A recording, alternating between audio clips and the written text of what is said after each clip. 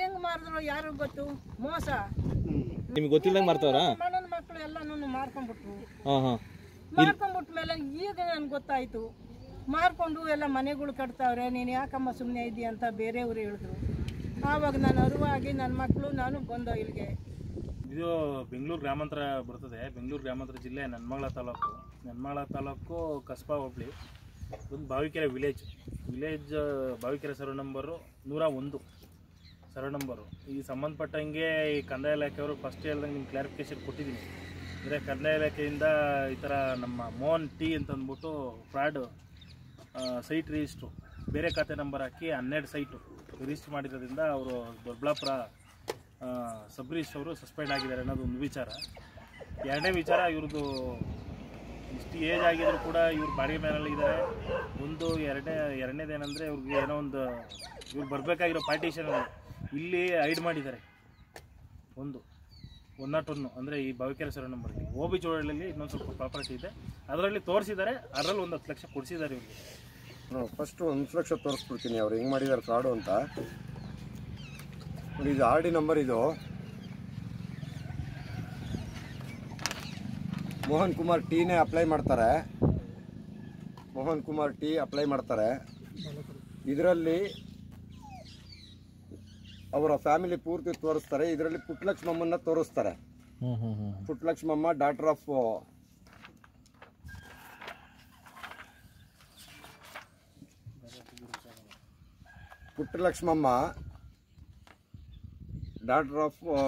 Guruswamy, wife of Venkatagiriyappa ಅಂತ ತೋರಿಸ್ತಾರೆ. ಇದನ್ನು ತೋರಿಸಿ ಶಾಂತಿ ಇಸ್ಲಾಮಿಯಾ ಡೆವಲಪರ್ ಅನ್ನೋರ ಕಡೆಯಿಂದ ಡೇಟ್ 30/1/2020ರಲ್ಲಿ 4,95,000 ಕೊಡಿಸ್ತಾರೆ ಪುಟ್ಟಲಕ್ಷ್ಮಮ್ಮನ ಇದಕ್ಕೆ ಶಾಂತಿ ಇಸ್ಲಾಮಿಯಾ ಡೆವಲಪರ್ಸ್ ಕಡೆಯಿಂದ. ಅದಾದ ನಂತರ ಅದಕ್ಕಿಂತ ಮುಂಚೆ 20/12/2018ರಲ್ಲಿ ಒಂದು ಚೆಕ್ ಕೊಡ್ತಾರೆ 4,95,000.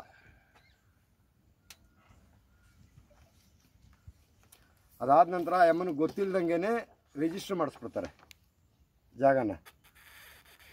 ಅಲ್ಲಿ ಈ CM ತಾಯಣ್ಣ ಅನ್ನೋರು ಏನಿದ್ದಾರೆ ಬೆಂಗಳೂರು ಸೌತಲ್ಲಿ ಬಂದು ತಾಯಣ್ಣ ಉರುಫ್ CM ತಾಯಣ್ಣ ಅಂತಾರೆ. ಲೇಟ್ ಸರ್ಪಯ್ಯ ಅಂತ ತೋರಿಸ್ತಾರೆ. ಆ ಆಸ್ತಿ ಹೊಡೆಯೋದಕ್ಕೋಸ್ಕರ ಅಲ್ಲಿ ಸರ್ಪಯ್ಯನ ಮಗ ಅಂತ ತೋರಿಸ್ತಾರೆ. ಇಲ್ಲಿ ಆಸ್ತಿ ಹೊಡೆಯೋಕ್ಕೋಸ್ಕರ ಗುರುಸ್ವಾಮಿ ಮಗ ಅಂತ ತೋರಿಸ್ತಾರೆ. ಇದರಲ್ಲೊಂದು ಮೇಜರ್ ಟ್ವಿಸ್ಟ್ ಇದೆ. ಈಗ ನೀವು ಪತ್ರಕರ್ತರು ಪ್ರಶ್ನೆ ಮಾಡಿದಾಗ ಹೇಳ್ತಾರೆ ನಾನು ಇನ್ನೂ ಚಿಕ್ಕ ಹುಡುಗ ಅಂತ. ಈ ಚಿಕ್ಕ ಹುಡುಗ ಮಾಡಿರೋ ಕೆಲಸ ನೋಡಿ, ತುಂಬಾ ಚಿಕ್ಕ ಹುಡುಗ. ಎಲ್ಲ ನಮ್ಮಮ್ಮ ಮಾಡ್ತಿರೋದು ನಮ್ಮಮ್ಮನ ಹೆಸರಿದೆ, ನನಗೇನು ಗೊತ್ತಿಲ್ಲ ಅಂತ ಅಂದ್ರು ಅವರು. ಅಲ್ಲ, ಇದು ಮೋಹನ್ ಕುಮಾರ್ ಟಿ ಅಂತ ಅವರೇ ಅಪ್ಲೈ ಮಾಡಿರೋದಲ್ಲ.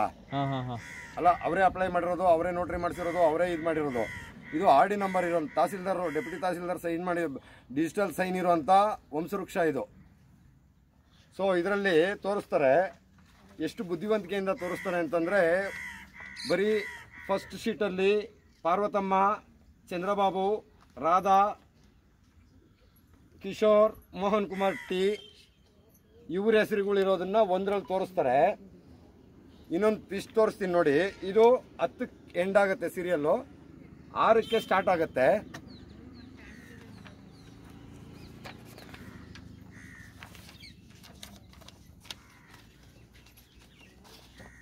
ಇದು ನೋಡಿ, 1ರಿಂದ ಸ್ಟಾರ್ಟ್ ಆಗಿ 8ಕ್ಕೆ ಎಂಡ್ ಆಗುತ್ತೆ. 1ರಲ್ಲಿ 9ನೇ ಸೀರಿಯಲ್ ನಂಬರು ಪುಟ್ಟಲಕ್ಷ್ಮಮ್ಮ ಇರ್ತಾರೆ. ಅಲ್ಲಿ ಕನಕಪುರ ರೋಡ್ ಓಬಿ ಚೋಳಳ್ಳಿಯಲ್ಲಿ 9ನೇ ನಂಬರ್ ಸೀರಿಯಲ್ ನಂಬರ್ ತೋರಿಸಿ ಈ 2,40,00,000 ಒಂದು ಸೇಲ್ ಡೀಡ್ ಮಾಡಿ ಒಂದು ಎಕರೆ 20 ಗುಂಟೆ ಜಮೀನನ್ನ ಸೇಲ್ ಮಾಡ್ತಾರೆ. ಆಯಿತಾ? ಇಲ್ಲಿ ನೋಡಿ ಸೀರಿಯಲ್ ನಂಬರ್ ನೋಡಿ, 1 2 3 4 5 6 7 8. ಇಲ್ಲಿ ಸೀಲ್ ಒಳಗಡೆ ಇದೆ CM ತಾಯಣ್ಣನ ಹೆಸರು. 8ಕ್ಕೆ ಎಂಡ್ ಆದರೆ ಕಂಟಿನ್ಯೂಷನ್ ನಂಬರು 9 ಇರಬೇಕು. ಆದರೆ ಇಲ್ಲಿ ಇವರು 6 ತೋರಿಸ್ಕೊತಾರೆ. ಇಲ್ಲಿರೋರಿಗೆ 6ರಿಂದ ಪಾರ್ವತಮ್ಮನ ತೋರಿಸ್ತಾರೆ. ಅದೇ ಇನ್ನೊಂದು ಫ್ಯಾಮಿಲಿ ಟ್ರೀಯಲ್ಲಿ ನೋಡಿ,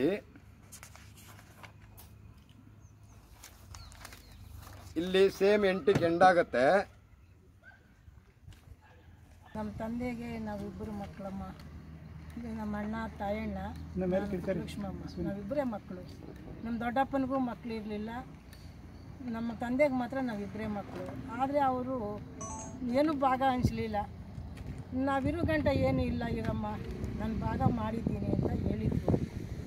ಕೊಡ್ತಾರಲ್ಲ ನಮ್ಮದು, ನಾನು ಸುಮ್ಮನೆ ಆದೆ. ಆದರೆ ನಮ್ಮ ಅಣ್ಣ ತೀರ್ಕೊಂಡ್ಬಿಟ್ರು, ಅವರು ತೀರ್ಕೊಂಡ್ಬಿಟ್ರು, ನನ್ನ ದೊಡ್ಡಪ್ಪ. ಆಮೇಲೆ ಸ್ಟಾರ್ಟ್ ಆಯಿತು ನಮ್ಮ ಅಣ್ಣನ ಚರಿತ್ರೆ. ಏನು ಮಾಡಿದ್ರು ಅವರು? ಏನೇನು ಕೊಡ್ತೀನಿರಮ್ಮ, ಕೊಡ್ತೀನಿರು, ನಾನೇನು ಕೊಡೋದಿಲ್ಲ ಅಂತನ್ನ, ನಾನು ಕೊಡ್ತೀನಿರಮ್ಮ ಅಂತಂದ್ರು. ಕೊಡ್ತಾರಲ್ಲ ನಾನು ನೆಮ್ಮದಿಯಪ್ಪ. ಇವಾಗ ಈಗ ಏನು ಮಾಡ್ತಾ ಇದ್ದಾರೆ ನಿಮ್ಗೆ ಗೊತ್ತಿಲ್ಲದಂಗೆ ಮಾಡ್ತಾವ್ರಾ? ನನ್ನ ಮಕ್ಕಳು ಎಲ್ಲನೂ ಮಾರ್ಕೊಂಡ್ಬಿಟ್ರು. ಹಾಂ ಮಾರ್ಕೊಂಡ್ಬಿಟ್ಮೇಲೆ ಈಗ ನನ್ಗೆ ಗೊತ್ತಾಯಿತು. ಮಾರ್ಕೊಂಡು ಎಲ್ಲ ಮನೆಗಳು ಕಟ್ತಾವ್ರೆ, ನೀನು ಯಾಕಮ್ಮ ಸುಮ್ಮನೆ ಇದೆಯಾ ಅಂತ ಬೇರೆಯವರು ಹೇಳಿದ್ರು. ಆವಾಗ ನಾನು ಅರಿವಾಗಿ ನನ್ನ ಮಕ್ಕಳು ನಾನು ಬಂದೋ ಇಲ್ಲಿಗೆ. ಅಲ್ಲ ಇವಾಗ ಇದನ್ನೆಲ್ಲ ಲೇಔಟ್ ಮಾಡುವಾಗ ನಿಮ್ಗೆ ಗೊತ್ತಾಗ್ಲಿಲ್ವ? ಇದು ಗೊತ್ತಾಗ್ಲಿಲ್ಲ ಸರ್. ನಿಮ್ಮ ಸೈನ್ ಇಲ್ದೇನೆ ಹೆಂಗೆ ಮಾರಕ್ಕೆ ಸಾಧ್ಯ ಆಗುತ್ತೆ? ಅದು ಹೆಂಗೆ ಮಾರಿದ್ರು ಯಾರು ಗೊತ್ತು? ಮೋಸ. ಅವ್ರಿಗೂ ನನಗೆ ಅಡ್ಜಸ್ಟೇ ಇಲ್ಲ. ಇರ್ಲಿಲ್ಲಪ್ಪ, ಇರ್ಲಿಲ್ಲ. ನಮ್ಮನ್ನೆಲ್ಲ ದೂರ ಮಾಡ್ಬಿಟ್ಟೆ ಅವ್ರು ಮಾರಿದ್ರು. ಈಗ ನಿಮ್ಮ ಪರವಾಗಿ ನಿಮ್ಮ ಹಿಂದೆ ಇದನ್ನು ಕೇಳಕ್ಕಂತ ಯಾರಿದ್ದಾರೆ? ಯಾರು ಇಲ್ಲ, ಮೂರ್ತಿ ಅಣ್ಣ ಒಬ್ರೇನೆ. ಈಗ ನಿಮ್ಗೆ ಎಷ್ಟು ಜನ ಮಕ್ಕಳು? ನಮಗೆ 3 ಹೆಣ್ಣು ಮಕ್ಳು ಇಲ್ಲೇ ಅವ್ರೆ ನೋಡಮ್ಮ. ನಿಮ್ಗೆ ಸ್ವಂತ ಮನೆ ಇದೆಯಾ? ಸ್ವಂತ ಮನೇನು ಇಲ್ಲ, ಜಾಗ ಏನೂ ಇಲ್ಲ. ಸ್ವಂತ ಮನೆ ಇಲ್ಲ, ಬಾಡಿಗೆ ಮನೆಯಲ್ಲಿ ಇದ್ದೀನಿ. ನಿಮಗೆ ಬೇರೆ ಕಡೆ ಎಲ್ಲೂ ಜಮೀನೇ ಇಲ್ವಾ? ಎಲ್ಲೂ ಜಮೀನಿಲ್ಲ. ಸೊ ಇದೇ ನಿಮ್ಗೆ ಆಶ್ರಯ? ಇದೇ ಆಶ್ರಯ. ಕೊಡ್ತಾರಲ್ಲ ನೆಮ್ಮದವ್ರಿಗೆ ಬೆನ್ನಿಗೆ ಚೂರಿ ಹಾಕ್ತಾರೆ ನಮ್ಮ ನನ್ನ ಮಗ. ಓಕೆ. ಅಲ್ಲ ಈಗ ಕಾನೂನು ಮುಖಾಂತರ ಹೋರಾಟ ಮಾಡಬೇಕು, ಯಾವ ರೀತಿ ಮಾಡ್ತೀರಾ? ಯಾವ ರೀತಿ ನಿಮ್ಮಂಥವ್ರು ಭಗವಂತ ಶಿಕ್ಷೆ ಮಾಡೋಣಲ್ಲಪ್ಪ. ನಿಮ್ಮಂಥವ್ರಿಂದ ನಮ್ಗೆ ನ್ಯಾಯ ಸಿಗ್ಬೇಕು.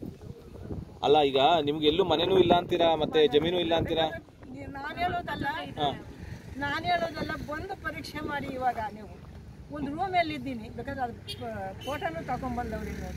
ಮಕ್ಕಳು ಮದುವೆ ಎಲ್ಲ ಮಾಡಿದ್ರಿ?